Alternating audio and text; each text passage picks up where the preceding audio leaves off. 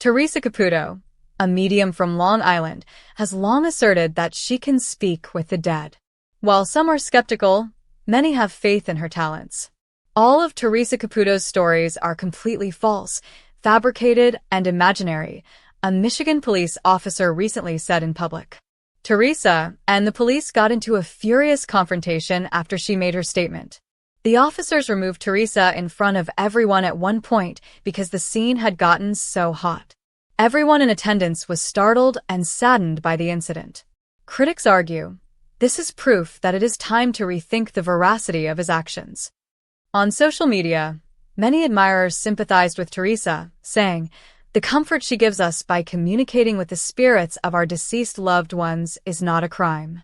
Theresa's future behavior has been questioned, and the episode remains a topic of intense discussion. The air was filled with the scent of falling leaves and distant rain on a cool October evening in Grand Rapids, Michigan. The Long Island medium, Theresa Caputo, was in town for her live performance of Messages from Heaven.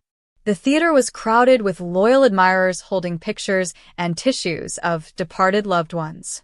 Theresa, with her characteristic large blonde hair and exuberant energy, emerged onto the platform as the lights went down and the audience fell silent. As she looked across the crowd, she declared, "Spirit is already speaking to me. Did someone here lose a young man in a terrible accident, perhaps a son?" Hands went up. The tears came. Theresa's words of consolation, as usual, left the crowd in tears and with faith. However, Sergeant Daniel Moore, a distinguished Michigan police officer, was one of the men in the crowd who didn't believe. He was there to find the truth, not to get a reading. Daniel had been watching Theresa's performances for months, believing her messages to be nothing more than well-planned ruses. 3 years prior, his sister, Caroline, had perished in a hit-and-run incident. Desperate for closure, his bereaved mother had spent hundreds of dollars at Theresa's gatherings. Daniel saw Theresa as an illusionist who thrived on grief rather than a healer. Daniel walked up to Theresa after the event, his badge gleaming in the fluorescent lights as fans swarmed around her for autographs. "Ms. I admire what you do, Caputo," he said firmly, "because it means a lot to people. However, I believe it's time for someone to officially state that all of your stories are untrue. Made up. Imaginary." The silence fell. Theresa blinked, torn between incredulity and professionalism. "Pardon me?" She tried to speak in a calm voice. Daniel's voice rose as he said, "You heard me. You are deceiving bereaved families. You're feeding them illusory optimism. What you're doing is manipulation, not spiritual guidance." Around them, a crowd started to gather, phones out, cameras rolling. Fans let out a gasp. Theresa was told to ignore the cop by some, while others yelled at him to stop. Theresa's voice stayed calm despite her hands shaking a little. "I'm sorry for your loss, Sergeant. Spirit is telling me that your sister passed away suddenly. Isn't that right?" "You dare not," Daniel yelled. "You dare not mention her. She's demonstrating. Stop it." The room exploded. Some were crying, while others were screaming for peace. The strain was intolerable. When theater security intervened, the dispute had already gotten out of hand. To defuse the tension, Daniel's colleagues, cops who had been observing from the lobby, intervened. However, Daniel lost control when Theresa attempted to continue talking, saying she could hear Caroline's voice. "Leave this circus alone," he shouted. "You're accompanying us, so we may question you. This is a nuisance to the public." As Theresa, clearly shaken, was escorted out of the theater by police, the audience gasped. The cameras flashed. "Leave her alone," cried someone. Another said, "She is a help to others. She doesn't commit crimes." It started to rain outside, cool and gentle. As reporters descended, Theresa's mascara smudged a little and her face became blank. "Do you have anything to say, Theresa?" One yelled. She whispered, "I was just doing what I always do. Sending love-filled messages. That isn't illegal." Like wildfire, the news spread. Hashtag #StandWithTheresa became popular on social media within hours. Facebook, Instagram, and Twitter were inundated with posts from her supporters defending her. One person commented, "The solace she provides us with is genuine in our hearts. It's not phony." All right if you don't believe. However, don't make fun of someone who is attempting to heal others, someone else wrote. Critics, however, took a different view. At last, one reporter wrote on Twitter, someone had the guts to take on the so-called Long Island medium. The story had made national headlines by morning. After a heated altercation with a police officer, Theresa Caputo was arrested in Michigan. Later that evening, Theresa sat by the window of her hotel room, gazing out at the dreary horizon.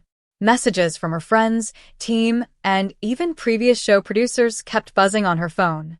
She disregarded them, though. She questioned her purpose, not her gift, for the first time in years. Had she overreached herself? Had her distinction between comfort and delusion been muddled by grief and fame? Then she sensed something as the rain gently pattered against the window. An affection. A presence. "Theresa," a soft voice murmured. She stopped. She didn't imagine it.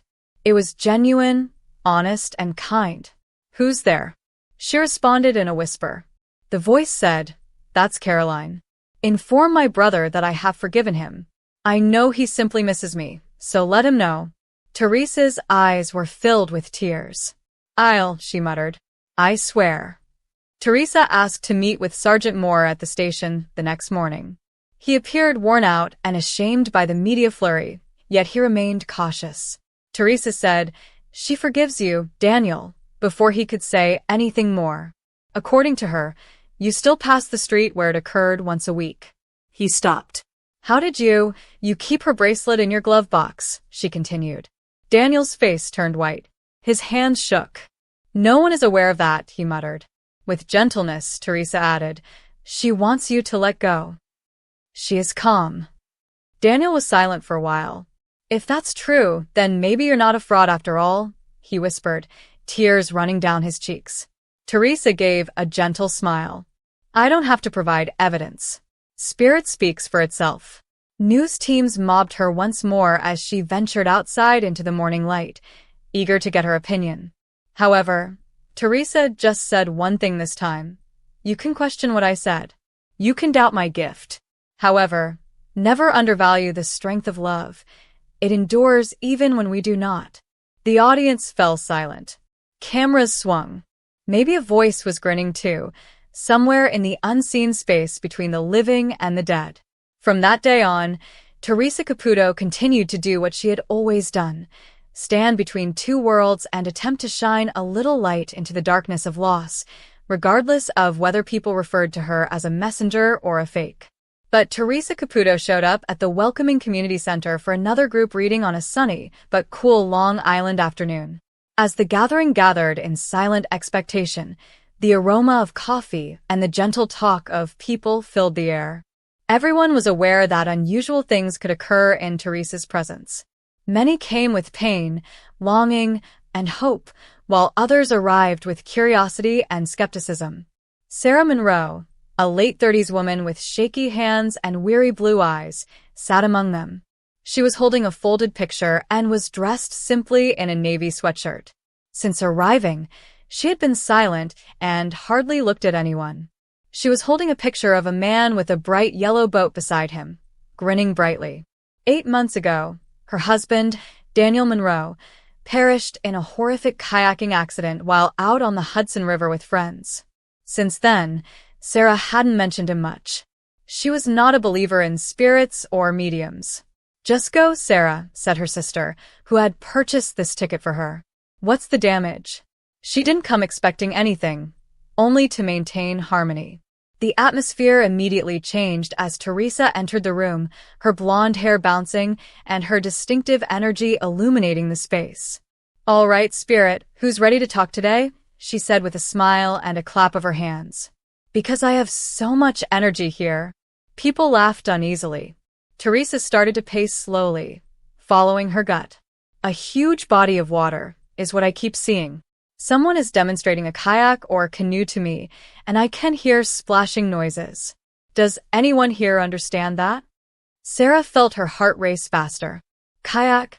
That's Daniel, Sarah," her sister whispered as she pushed her.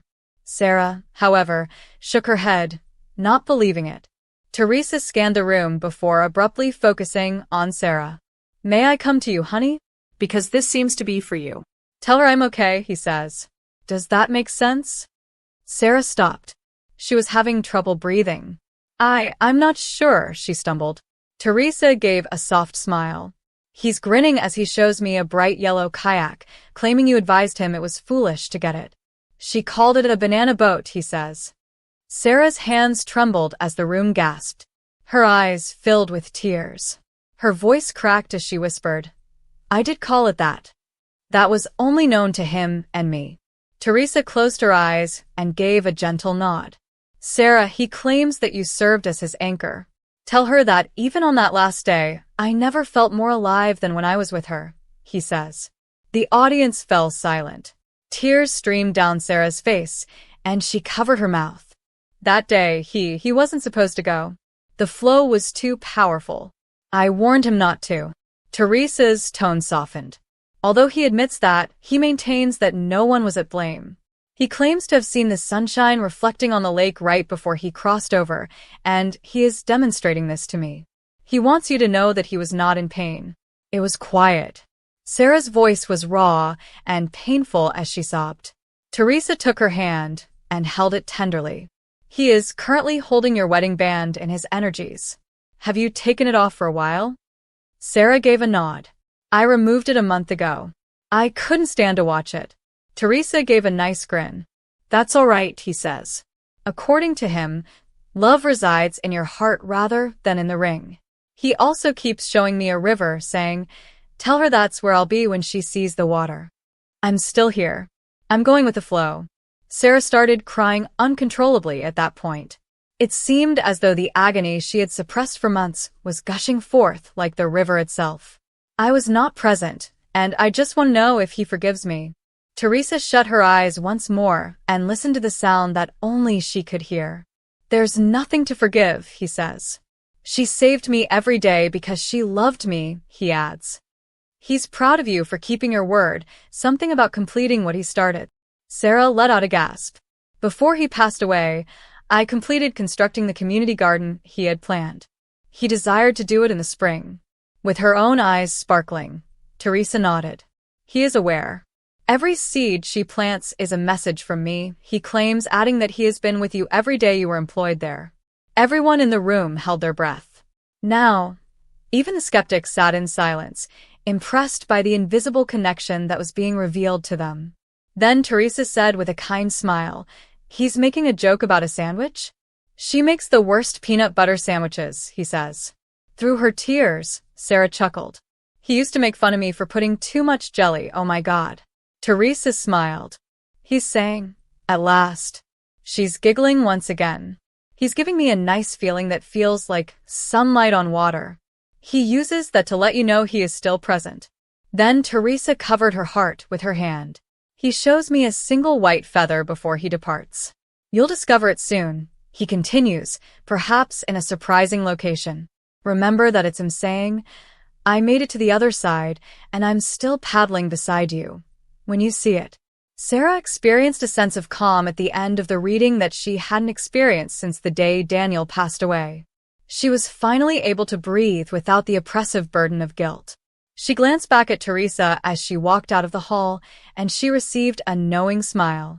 The sun was sinking outside, illuminating the sky with gentle oranges and pinks.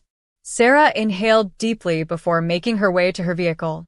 Something little and white, a feather, fell from the sky and gently landed on the hood as she opened the door. She started crying again, but in a different way. They were consoling tears. I see you, Daniel, she said in a whisper. And it seemed as if the river was murmuring back, I'm here, in the soft beat of the evening wind. But throughout her career, Theresa Caputo had read thousands of spirits, but this one, was going to make her laugh more than she had ever laughed before. Long Island was experiencing a bright afternoon. Theresa had arranged for a young woman called Jenna Marino, who had just lost her grandfather, Salvatore, to have a private reading at her house. Jenna's hands were shaking as she gripped her coffee mug, uncertain if she truly believed. As usual, Theresa entered wearing heels, her trademark big hair, and an air of assurance. Theresa sat down in her chair and murmured, "All right, honey. Just unwind. Breathe deeply. Spirit energy can flow through you more readily if you are more receptive. All right?" Jenna tried to grin as she nodded. All right. After closing her eyes and taking a deep breath, Theresa felt the familiar buzz in her crown chakra, which signified that spirit was prepared to speak.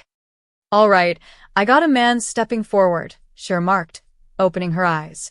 He's hilarious, really hilarious. Normally, I wouldn't laugh this quickly, but he's already making jokes. Jenna's gaze expanded. That must be my grandfather, Sal. He was the class clown all the time. Theresa cocked her head to listen, then erupted in laughter. Oh my God, he just told me to stop giving that cat gourmet food because it's a cat, not a queen. Jenna took a sharp breath. That's him. I spoilt my cat, and he detested it. Theresa continued to laugh. He's showing me something about socks, but hold on. Is he dancing while carrying socks? Jenna's cheeks flushed. Not at all. We used to put on socks and slide on the kitchen floor together when I was younger. The Salvatore shuffle, as he termed it. Theresa practically burst out laughing at it. He's doing it at the moment.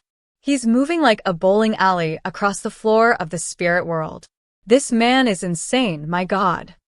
The energy in the room became warmer and brighter as she spoke, as if a wave of happiness were washing over everyone. Theresa wiped her eyes from the tears of laughing. All right, he hasn't finished yet. Is he mentioning his dentures in some way? He is indicating his mouth. Jenna also started laughing. He lost his dentures in the Thanksgiving turkey one year, and I'm very sorry. Before supper, we had to dig them out. Theresa laughed so hard, she almost dropped her notepad and pounded the table. You all ate around that turkey anyway, he says. Now both women were crying. The laughter felt vibrant rather than creepy or spooky, as if Salvatore himself were present, joking and illuminating the space. Leaning back, Theresa caught her breath.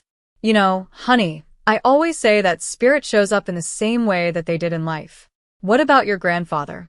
Even in heaven, he is the life of the party. With tears of happiness in her eyes, Jenna grinned as she laughed. He is, in fact. Right here, I sense him. Theresa softened momentarily and nodded. Don't cry for me, kiddo, he says. Simply chuckle.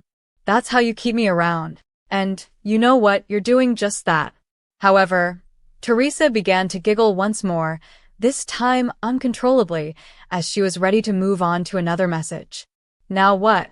Jenna asked, her smile remaining intact. Theresa's mouth was covered. Oh my God. He just mooned me. You won't believe it. Jenna laughed and screamed. Grandfather. Absolutely not. Theresa wheezed through giggles, barely able to speak. Tell her I still have a sense of humor, he said. They both burst out laughing. Behind the scenes, there was a chuckle even among Theresa's camera team, who had been documenting the session in silence. Theresa wiped tears off her cheeks and brushed her hair back, gathering her thoughts. All right, he's relaxing now. All he's saying is that he's keeping an eye on you and that he's poking your funny bone from heaven every time you laugh aloud. The air was lighter. Salvatore would have been pleased to see Jenna's grief turn into love and joy. Theresa got to her feet as the session came to an end, still laughing. That was one of the funniest spirits I've ever encountered, honey, I must say. That dude just gave me a serious workout, even though I've been doing this for years. Jenna's heart glowed as she grinned. Theresa, thank you.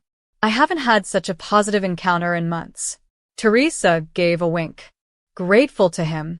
I only serve as the messenger. But I'm telling you, your grandfather is most likely the MC if heaven hosts karaoke night. Theresa sat back down, still laughing to herself, as Jenna walked away. You know, sometimes spirit comes through with love, sometimes with tears, and sometimes they just want to remind us that laughter never dies, she whispered as the camera panned in. A final note and some gentle music played as the screen went black. To everyone who has ever shared a laugh with a loved one, even if they were on the opposite side, During the silent period, you could almost hear faint chuckles coming from somewhere far away as the audience grinned at home. But Theresa Caputo had just completed her third cup of coffee on a balmy Long Island spring morning when she had that recognizable tingling sensation in her chest, that faint yet distinct pull that indicated spirit was close by. She had a private reading in her Hicksville home with a mother named Elaine, who had corresponded with Theresa months prior, so her day was packed. Only that Elaine had lost her teenage son, Michael, 2 years prior, and that she was grappling with guilt over his last hours in the hospital was all that Theresa knew about her. Theresa answered the door when the bell rang and saw a quiet woman in her early 40s standing there with a small snapshot in her hand. Her eyes, the kind that had witnessed too much suffering, were gentle but exhausted. "Come on in, honey," Theresa offered with her usual kindness. "I already know that Spirit has been waiting for you all morning." Elaine forced a tense smile. She said, I'm not sure if I'm ready to hear what he has to say." Theresa touched her arm and said softly, "Oh, sweetheart. Your kid is only coming through if he wants to bring you peace, not suffering. Never does the Spirit come to harm us." They took a seat in Theresa's comfortable reading nook, which was decorated with pictures of her family, crystals, and figurines of angels. Theresa closed her eyes, inhaled deeply, and started to focus. "All right," she said. "I sense this young male energy immediately. Very humorous and protective. He continues spinning the baseball cap. He's showing me backwards. Do you think that would make sense?" Elaine gave a little gasp. Indeed, Michael never wore his cap properly. Backwards at all times. I used to make fun of him for it. Theresa grinned. He's laughing now, saying, "Ma, I looked cooler that way." She laughed, echoing his words with a thicker Long Island accent. Elaine's eyes were filled with tears. "That's him. That's precisely what he would say." Theresa paused for a second before nodding. "He's demonstrating to me a hospital bed with tubes. Does it make logical for him to say, 'Tell Mom she made the right choice'?" Elaine gasped for air. She gripped the picture with shaking hands. "Yes, oh God, yes. I was told by the physicians that there was no hope. The collision left him brain dead. I decided to remove him from life support. But my self-doubt has never gone away. But what if I was mistaken?" Theresa firmly grasped her hand. "Your son just said, 'Mom, you set me free.' And he's showing me a picture of himself standing in a bright field with sunlight all around him, pain-free and tube-free, honey. He's grinning. He claims, 'The moment you said goodbye, I was already with the angels,' to let you know he didn't feel anything." Elaine's shoulders trembled as she started crying. "I hoped that was accurate. All I wanted was for him to be at peace." Theresa's tone grew softer. "You didn't let me go, Mom," he says. He's also bringing up the topic of organ donation. "You gave me a second chance at life. Did you sign the necessary paperwork?" Elaine muttered, "Yes. They made use of his kidneys and heart. I believed it was what Dad would have wanted, but I wasn't sure if I should." Theresa's eyes also filled with tears. "He's showing me 3 people in 3 different lights. 3 lives are still here because of you," he says. "He wants you to know that's his legacy, honey. You gave life even in my death," he continues. "That's so powerful." Elaine covered her mouth with her palm. "I didn't know. I thought maybe I rushed. Maybe it was selfish." Theresa gave a headshake. "No, my love. According to Spirit, you fulfilled your destiny precisely. In addition, he is telling me about a song you play in the car that has to do with stars or heaven." Elaine gave a nod. "I listen to See You Again on my commute to work every day. It is the one thing that gives me a sense of intimacy with him." Theresa gave a gentle smile. "Mom, he's telling me that I'm always in the passenger seat." Through her tears, Elaine laughed. "He used to call shotgun all the time." "Oh, Michael." Theresa's face abruptly became aloof, as though she was paying attention. "Now that he's holding up a candle, he says you light one for him on his birthday each year." "I do," Elaine muttered. "Candles in blue. His preferred hue." Theresa's voice faltered a little. "I see every flame, Ma," he adds. "He's so pleased of you, honey." Every one of them is a wish you make for me, and I catch it.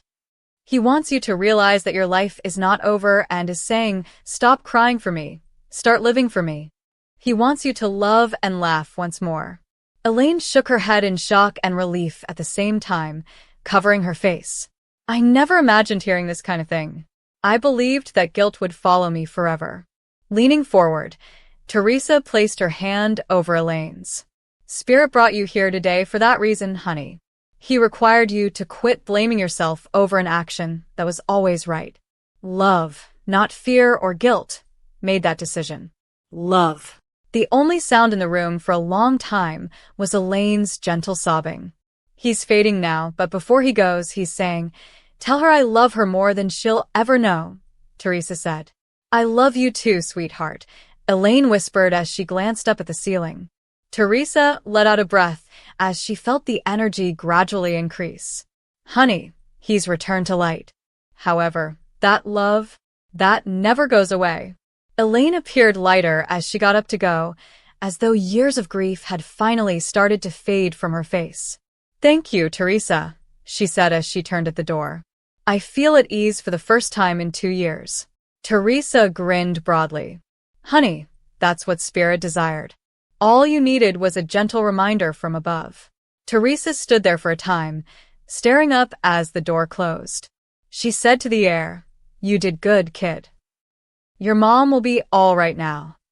She also claimed that for a little moment, she could smell Michael's favorite fragrance wafting through the room, a soft, reassuring whisper from the other side. Hi everyone, welcome to my channel. My name is Mina, and I hope you're having a great day. Remember to subscribe to the channel if you enjoy the video.